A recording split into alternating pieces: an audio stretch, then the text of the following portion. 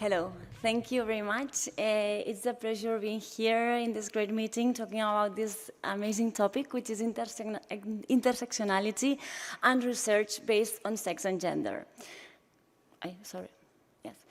First of all, I would like to emphasize how this concept of gender perspective is growing in interest in research, not only in different commissions, but also in journals and publications. So let's talk about it. I have divided this talk in these points. First, what we know about gender gap. Then the main pillar of the research based on sex and gender is that sex and gender are different concepts. Then I will explain what we talk about when we talk about intersectionality, and then we will have a look to these guidelines that aim to help us to do a better research based on sex and gender. And finally, I will talk about this study designed in our emergency department, in our test unit, based and following some of these recommendations. We already know that cardiovascular diseases are leading cause of death for both men and women worldwide. However, we also know that there's still a gender gap in the evaluation of chest pain emergency departments and in cardiovascular diseases. Gender gap is referred to the differences between men and women in these different points of evaluating the chest pain, and it leads us to inequities based on gender. So if we go back to the literature, we can find that there are different risk factors associated to men and other to women. We also can find that we use the word of typical chest pain for angina, refer to those symptoms that more often are presented by men, whereas in the opposite side, we have the atypical word for those other symptoms, and we know that women may often or more often present these symptoms, and that they might be misinterpreted, and they can have delayed diagnosis and treatment. We also know that we have a perception of lower risk of acute coronary syndrome in women, not only by the professionals, but also the SHE patients that more often attribute their symptoms to non-cardiac problems such as anxiety. We also know that women are less likely to undergo diagnosis testing and to receive guidelines-recommended therapies, and women with acute myocardial infarction have poorer prognosis in mortality, heart failure, and stroke. And we also know that traditionally research is focused on men, and that we have detected barriers to inclusion in women. But here, are we talking about sex or gender? So here we go to the second point, which is that gender and sex are different concepts. Gender is referred to those characteristics that are socially constructed, so those norms, behaviors, roles that we expect for women and men and their relationships to each other. So as a social construct, gender can be different from society to society and can change over time. Whereas in the other hand, we have sex known as those biological and physiological characteristics of male and female and intersex people based on chromosomes, hormones, and reproductive organs. So they are different, but they interact, and they have an interaction in the same person, and each one influence to the other, and they both are important determinants of health.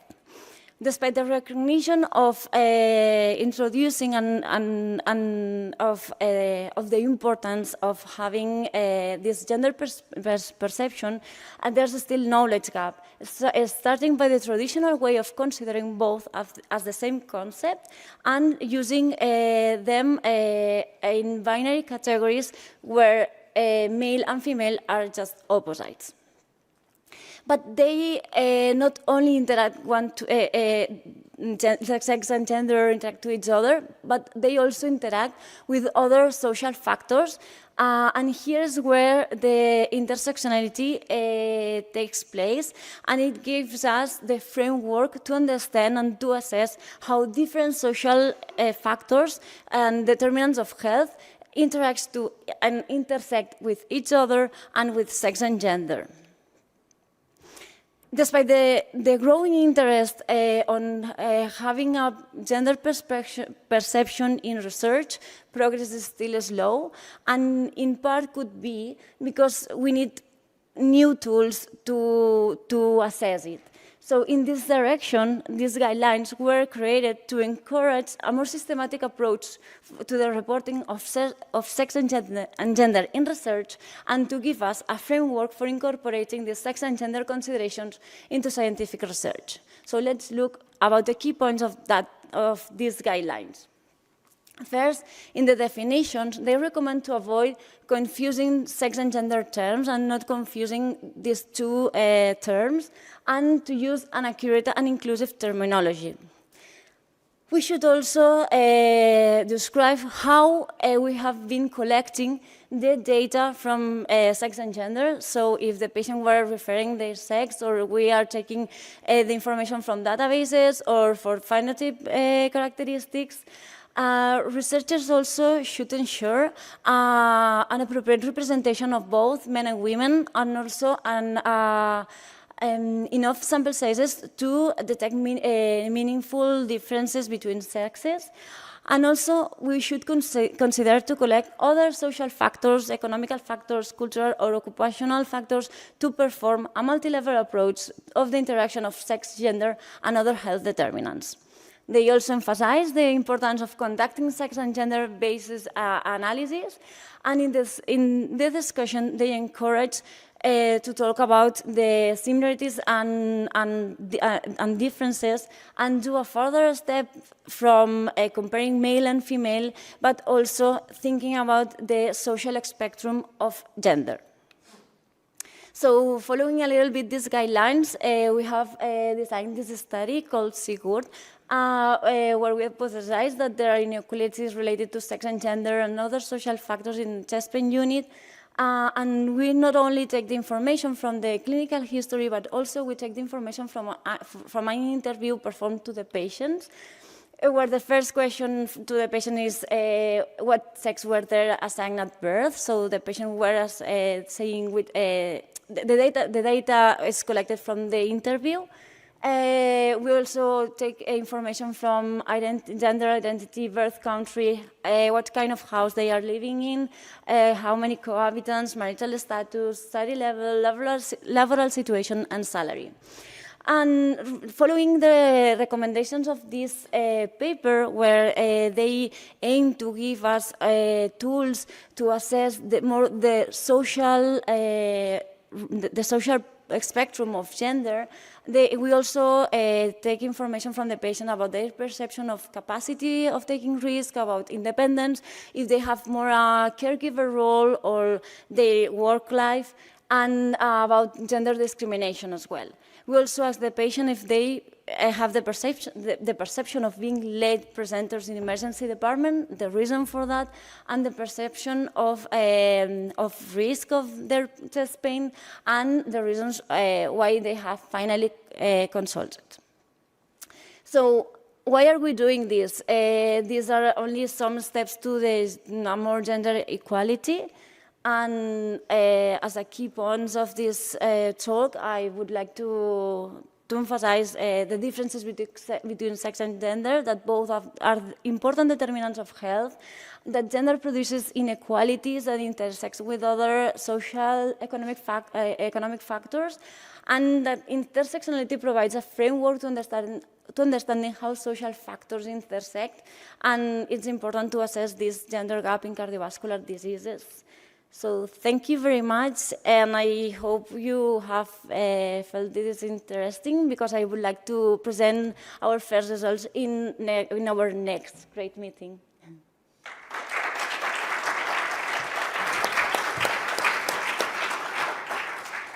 Thank you very much. I'm sure there are many questions. I may start. I think Dorian was also mentioning that sex disparity is only one part of the problem, and you mentioned also that social inequality, cultural, you said, and many others. Now, if we stay in the emergency room or in critical care patients, which one of the disparity are really maybe the most important and that we need to teach our resident and fellow? Is it more the sex, or is it more the social inequality, or maybe other inequality? Yes, this is a good point. In fact, it has been seen these differences in perception of risk, and we take decisions in the emergency department based on this perception. And it's seen that if we have seen a lower risk in women, we perform less tests, and they have been treated different. And probably the main important part of that is more the social part of that, not the sex of being of having reproductive organs, female or male, but the social role of the women and men in the society, and probably this delay in presentation in emergency department and how we interpret the symptoms is more linked to this social spectrum of gender more than sex, and this is why we think it's interesting to assess. Yeah, you're good. Yeah, this is a really important topic, and I really look forward to hearing your findings.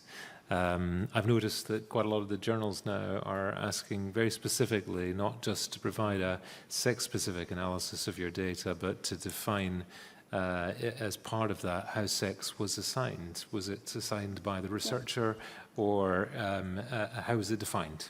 And this is a challenge when you use routine data, because we are stuck with whatever is documented by our healthcare systems, and right now they don't ask the individual patient what gender they are. So we don't have any really robust documentation. And I think the most interesting result will be how many people are not willing to give that information or to you when you come in the emergency department. So I think it'll be fascinating. Do you have any preliminary data to know how reliably, how comfortable people are giving this information out to you when you ask them in the emergency department? We have a few data. We have started recollecting patients. We have around 100 patients right now. And by the moment, most of the patients that declare themselves as having sex, women or men, female or male at birth, most of them were also a gender identity, had a gender identity as woman the female and man the male. The trans patients are very, very few. So we think that even though the numbers will be very, very few, at least if we are doing a gender study, based on gender study, at least it's respectful for the patients to perform this question. And to ask them it and to see that they're happy to give you that information, I think will be important in itself. So. Yeah, they fill the interview by themselves, and we put a code in the. It's codified when they take the information, so they don't have to give to the investigator the information. They just fill in the interview. Yeah, So, Nick was saying maybe at the end of the questionnaire, you can have a last question saying were you happy to answer, or were you. I think just the question really is whether people are comfortable with that. And when you come into an emergency department, there's a lot of things on your mind. People are worried about privacy generally, or sensitive information, and just it'd be interesting to know if people feel comfortable being asked that question, because right now our triage process does not ask questions about if they are happy about answering that. Because that would be helpful for us. Happy, I don't know if they have a chest pain, but comfortable maybe? Yes, sorry. We performed the interview in January while they are in the chest pain unit. Most of them waiting for the troponin results is the moment where we perform the interview. And also when we explain that we are going to do this interview, we explain it with very details, and there are other questions not more uncomfortable, I think, in the interview, apart from the gender identity, such as salary or perception of having of being capable of taking risks, or, for example, about gender discrimination. I think that there are some other questions that are not very comfortable, but in general, patients by the moment are happy about answering our interview. Okay, the panel has any question? No? You're happy? Okay, thank you very, very much. And now it's time